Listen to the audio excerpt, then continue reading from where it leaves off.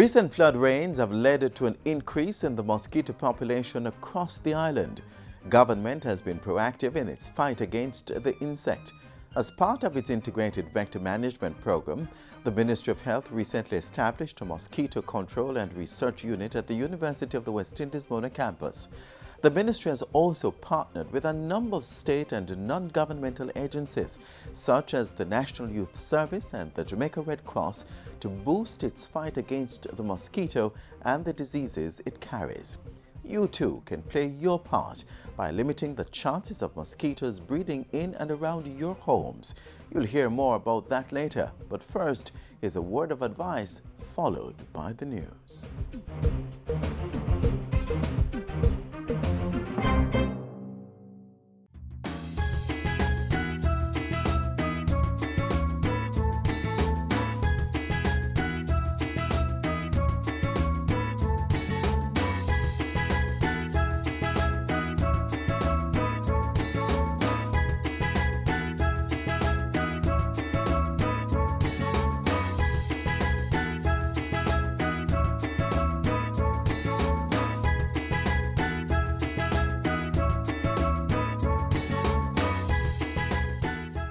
This is the Aedes aegypti mosquito that spreads the Zika, chikungunya, and dengue viruses. Search for its breeding sites and destroy them. A message from the Ministry of Health.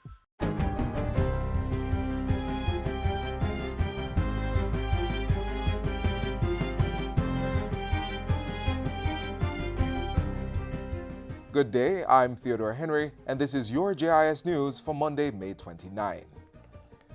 The Jamaica Urban Transit Company, JUTC, will be rolling out service to 3 routes in Clarendon starting this September. It will serve as a pilot for government's rural-urban transport plan. We're moving Maypen to be a hub, Maypen to Old Harbour, Maypen to Lionel Town, Maypen to Tollgate. All the routes that feed into that from the main arterial road are being analyzed in the structure. But the basic point is you'll be able to move at an equal cost level across the parish and increase the reach to the schools and to the various areas of travel that already exist. The Transport and Mining Minister provided details on the pilot service during a recent tour of the planned routes. The tour included members of the taxi and bus associations operating in Clarendon as part of wide consultations to determine impact. I've had a long meeting. They're on the tour. They will tell me where the impact is. They'll tell me whether there's enough routes or less routes or more routes, and I will analyze that in an area of the economic cost in the pilot program. Between 8 and 12 JUTC buses will be rolled out to operate on the major arterial roads, while the feeder routes will continue to be serviced by the taxi and smaller bus operators. JUTC's Managing Director, Paul Abrahams, says there is to be a soft rollout in August to test the system. He says the new system will not adversely affect service to the Kingston Metropolitan Transport Region. Meanwhile, Managing Director of the Transport Authority, Cecil Morgan, says the new service should be a win-win for everyone, as new routes will be offered to transport operators. For those persons who operate illegally, the Transport Authority will be opening up new routes and will be giving them an opportunity for them to come and to apply for those routes. I can tell you those routes will be announced very, very shortly by the Minister. They'll be available by the end of June, and they'll be able to apply for them. Foreign Affairs Minister Senator Kamina Johnson-Smith is affirming Jamaica's continued support of Venezuela as she clarifies the island's position in recent discussions at the Organization of American States, OAS. During a special meeting of the OAS Permanent Council held on April 3, Jamaica was among most member states that supported a draft resolution addressing recent developments in Venezuela. During a statement to the Senate on Friday, Minister Johnson-Smith was emphatic that Jamaica's support was not a vote against Venezuela. Jamaica supported the resolution, convinced that the process was valid and legal, that the resolution had the support of the majority of countries, was consistent with the principles enshrined in the Democratic Charter, and did not contravene any rules pertaining to the procedures at the OAS. We would be reneging in our duty as members of the inter-American community, of which Venezuela is a part, were we to remain silent in the face of continued deterioration of the social and political climate, or to withdraw from the process altogether. The Foreign Affairs Minister says Venezuela's subsequent decision to withdraw from membership of the OAS is regrettable, adding that Jamaica and other OAS members are in favor of dialogue and reject any attempt at international isolation of that country. She has further indicated that Jamaica does not support the unauthorized and adverse utterances of the OAS Secretary General on the situation in Venezuela and in relation to the government of Venezuela. These comments have not, to say the least, been helpful in achieving a peaceful resolution of the current situation, and we have stated our position on this in more than one forum. She says Jamaica will continue to attend meetings of the OAS, including a consultative meeting of foreign ministers to consider the situation in Venezuela. It will be held on May 31, 2017 at OAS headquarters in Washington, D.C. Justice Minister Delroy Chuck says that with new restorative justice facilitators being engaged, violent interpersonal conflicts should be reduced. The minister was addressing a recent graduation ceremony for a new batch of restorative justice facilitators. He says their task is crucial to curbing the culture of retribution in the settling of disputes. With the training that you have had, I hope that you start seeing yourself as problem solvers. Your role is to bring people who are at daggers drawn to the bargaining table. Your role is to make them understand that there is a win-win situation with restorative justice. From April 2016 to April 2017, more than 11,000 individuals were trained and sensitized in restorative justice. Local manufacturers and service providers will have the opportunity to forge new business deals when they gather for the inaugural Jamaica International Exhibition. The event is being put on by the Jamaica Manufacturers Association, JMA, and will be held from June 1 to 3 at the Montego Bay Convention Center. Speaking at a recent JIS think tank session, JMA Executive Director Imiga Brees McNabb said the event would be used to promote commerce and trade among local and international manufacturers and suppliers of goods and services. We have over 70 buyers that are confirmed to attend the show, of which 50 or more are international. We actually have over 100 exhibitors who will be exhibiting from the manufacturing sector, the services sector, financial sector, and many more. The event is supported by the Ministry of Industry, Commerce, Agriculture and Fisheries and JAMPRO, which will be responsible for buyer recruitment for the show. The event is open to the public free of cost on June 2 and 3, 9 a.m. daily. And finally, Culture Minister Olivia Grange says government intends to expand its Arts in the Park program to focus on copywriting the various genres of Jamaican music. That is very much the pension of the creative individual. And so it's important that they know about IP and they're able to protect their rights. We would want to also bring in the National Library, which has the Legal Deposit Act. We'd want to bring in the various cultural agencies and to expand not just Arts in the Park, but the other art forms, and to educate, to assist the development of our artists. Minister Grange was speaking on the final of the three-day Arts in the Park 2017, which focused primarily on the visual arts. Partners included the National Gallery of Jamaica, the Jamaica Cultural Development Commission, Edna Manley College of the Visual and Performing Arts, and other private art luminaries. Arts in the Park 2017 has turned out to be an extremely successful event. And what it has shown is that when you have a joined up effort, it's bound to be successful. And that's it for JIS News Today. I'm Theodore Henry. Thanks for watching.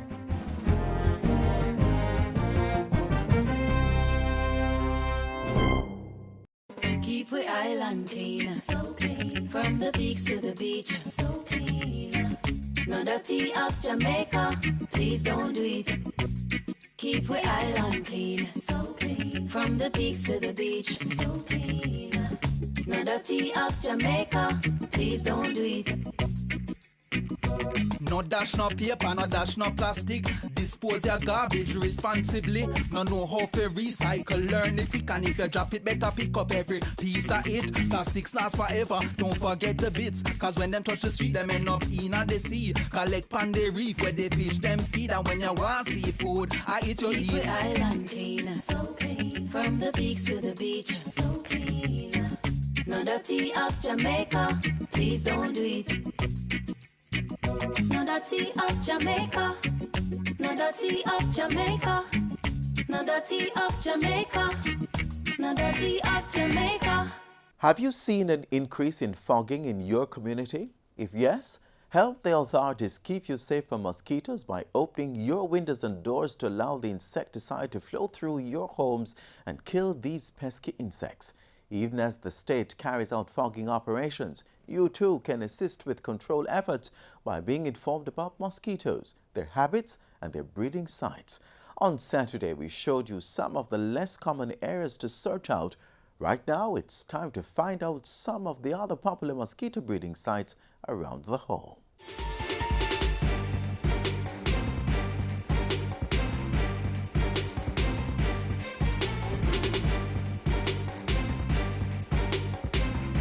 Mosquitoes are undoubtedly annoying, with their irritating sound and stinging bites. But there are more compelling reasons we'd rather not have them around. Several species are carriers of diseases and a threat to human health. Of most significance to Jamaica is the Aedes aegypti mosquito, known to transmit dengue fever, chikungunya, yellow fever, and the Zika virus. Only female mosquitoes bite, doing so to get the blood they need for egg production. And therefore, only female mosquitoes transmit these viruses. The Aedes aegypti mosquito is what we call a timid feeder. So she's easily disturbed when feeding. It means that in one night, she may feed on several persons before she takes her complete blood meal.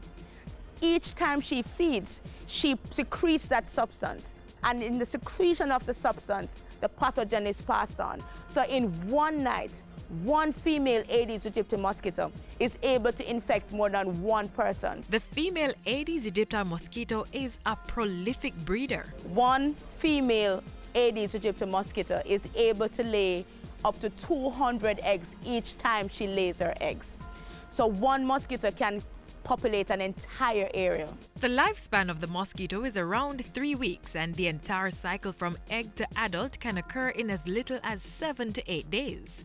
Female mosquitoes are ready to mate within a few hours after reaching their adult stage, and males are usually ready within 24 hours. This mosquito prefers cleaner waters for the female mosquitoes. She will lay her eggs in water, and for the Aedes, it will be water which is in and around the household. So while there are a number of things we can and should do to prevent being bitten, the most effective way to prevent the spread of diseases by these mosquitoes is to prevent their breeding.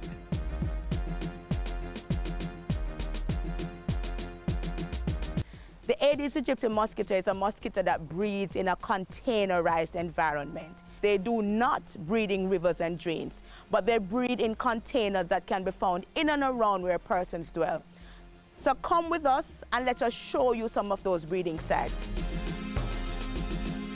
This is a typical dish drainer that we find in most homes. And under most dish drainer is a tray that collects the water that comes off the dishes. And believe it or not, we have found breeding in several homes in these dish drainers. Yes. You can see that we have water that has settled. If this water does not evaporate quickly, it can lend itself to the breeding of the Aedes aegypti mosquito. So you not only have to empty the dish drainer, but you have to scrub to remove those eggs. This is the typical saucer that we will find under a plant. The rain has recently fallen, it has collected water, and right now it is steaming with the Aedes aegypti mosquito. Do you have some of these in your home? Aedes aegypti prefers water that is a little bit on the cleaner side, and it's found in a shaded environment. So what should we do with something like this? It's quite simple. You need to throw away the water.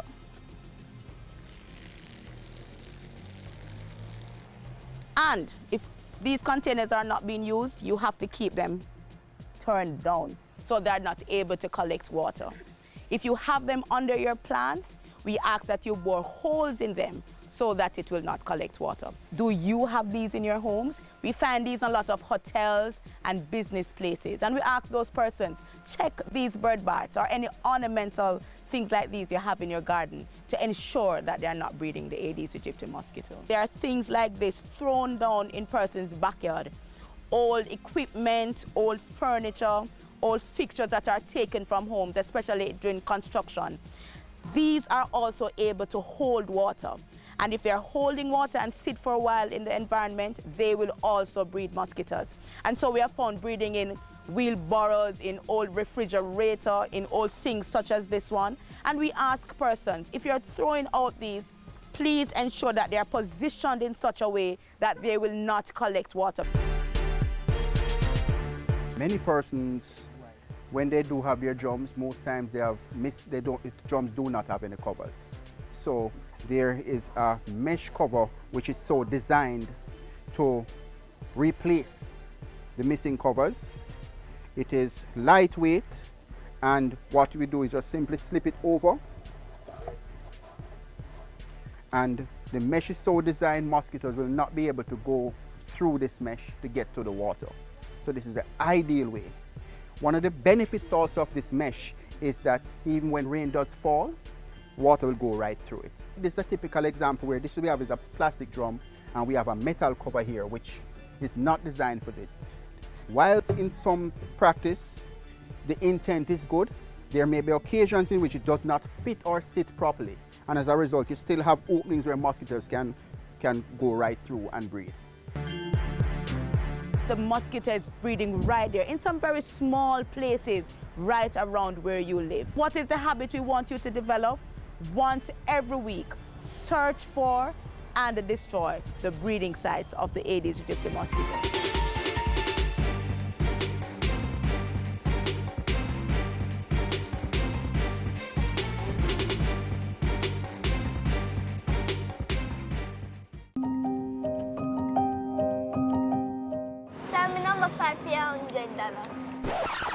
Child, you're too young for your gamble. And me, you want to get in a trouble? Go on home. Underage gambling is illegal. If caught enabling a minor to engage in gambling activities, you can be fined up to $1 million or 3 months in prison. Call Crime Stop now to report illegal gambling. You don't have to give your name. A message from the Betting, Gaming and Lotteries Commission. It's the last Monday in Child Month, and we want to end our observation on a nutritious note. Take a look. Breakfast is said to be the most important meal of the day. But how often have we been having breakfast? We've been skipping breakfast morning after morning. Do we really want to pass on this poor health practice to our children? I don't think so. So we've decided to get some help.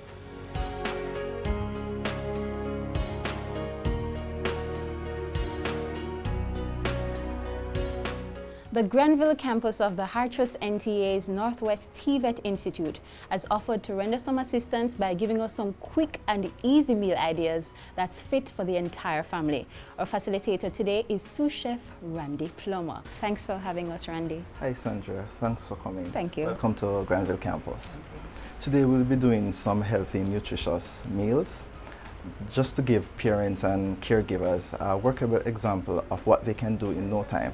So before we get into business, Randy, why is it so important for us to have a healthy breakfast? Well, it's important to have a healthy breakfast because the body, throughout the night, the body loses all the nutrients that it would have gotten in the day.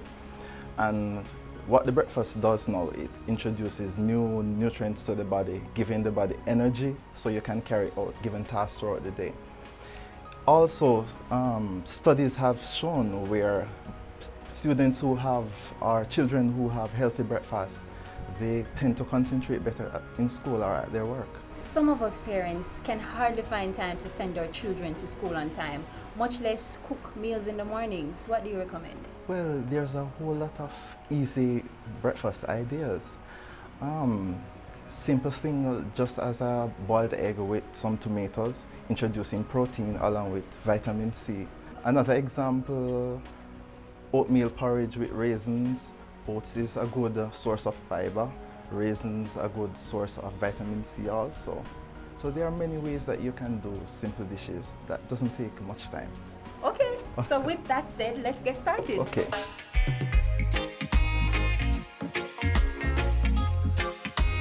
Welcome to our kitchen. Today I have assisting me, Sapphire.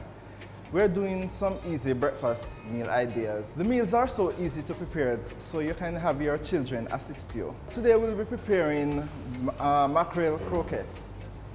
The ingredients are mackerel, escallion, mixed vegetables, red onions, and white onions. Also, we'll be using the breading process. The ingredients for the breading process are flour, egg wash, and breadcrumb. For children who suffer from celiac disease, instead of using our regular breadcrumb, you can use the gluten-free breadcrumb.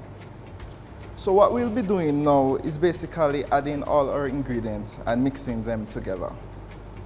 So first we'll add the sweet potato. And sweet potato is rich in iron and potassium. We'll add the mackerel flakes. So Randy, how long does this meal usually take to prepare?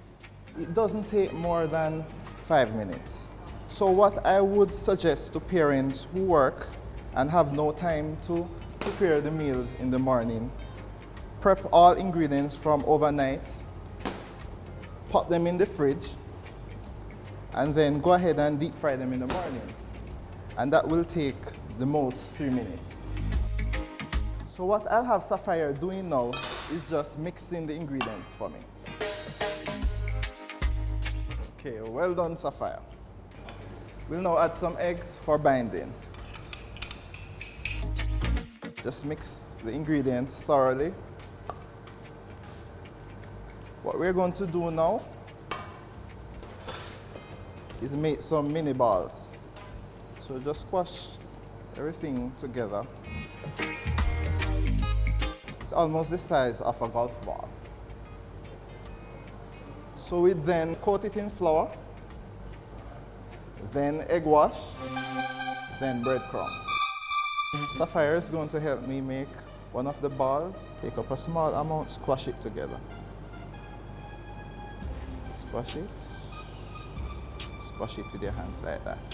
Squash it and just gently roll it. Okay, well done, Sapphire. Okay, and how many of these balls do you usually recommend? Normally for age group 5 to 11, I would recommend 8 ounces. So you're looking at about 4 to 5 of these balls.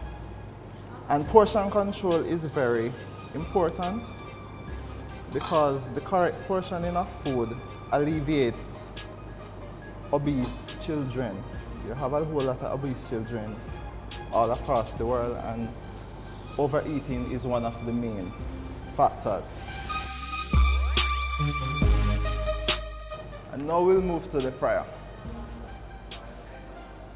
We're going to fry these croquettes until they are golden brown. And this should take no longer than 2 to 3 minutes. And the taste is very great. So the mothers and single mothers who have a short period on their hands to prepare breakfast in the morning, this is one of the easier way to go. And it's very nutritious. As you saw, we had a lot of vegetables in there, along with the mackerel that is rich in omega-3. You know, omega-3 is good for heart health. It prevents against heart disease. If you are a vegetarian, you can use veggie chunks or veggie mince.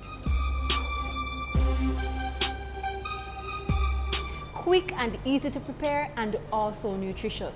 Don't they look nice? Wow, this is really good. Come here, help yourself.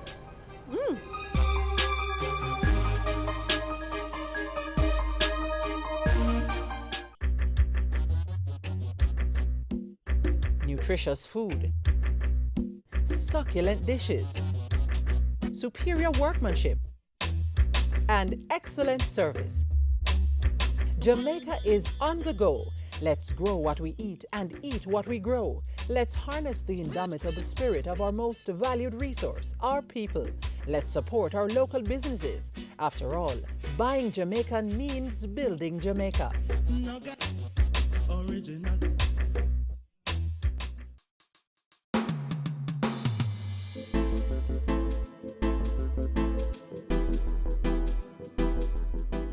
Jamaica is becoming numb. We are bombarded with all kinds of savagery and dastardly acts that the level of sensitivity which would spur the nation to stand up and say, no more, that sensitivity, that edge is being dulled, and we're becoming more accepting. It is the teachers who will have to draw the line in the sand and defend our moral standards. Because each time someone is murdered in a community or a child is killed, and then children start to become accustomed to this, there is a devaluation in the importance of life. And if there is no reinforcement of the importance of life, then we continue to slide down this very slippery slope. So teachers have to have in them, and principals in how they structure their schools, programs to reinforce these very important values. You have to care. When everybody else is giving up, you cannot give up. More than the lessons you deliver and the instructions you give in the classroom,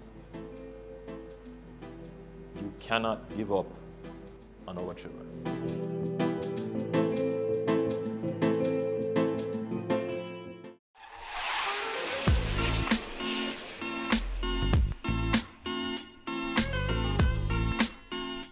And that's how we close out today's edition of Jamaica Magazine. We'll be back tomorrow round about the same time with another informative program just for you. Keep in touch with us, won't you? Email us jamaicamagazine@jis.gov.jm. Visit our website jis.gov.jm.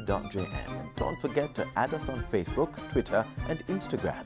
On behalf of the entire team here at the JIS, I'm Adrian Atkinson. Thank you for watching. This has been a production of the Jamaica Information Service, the voice of Jamaica.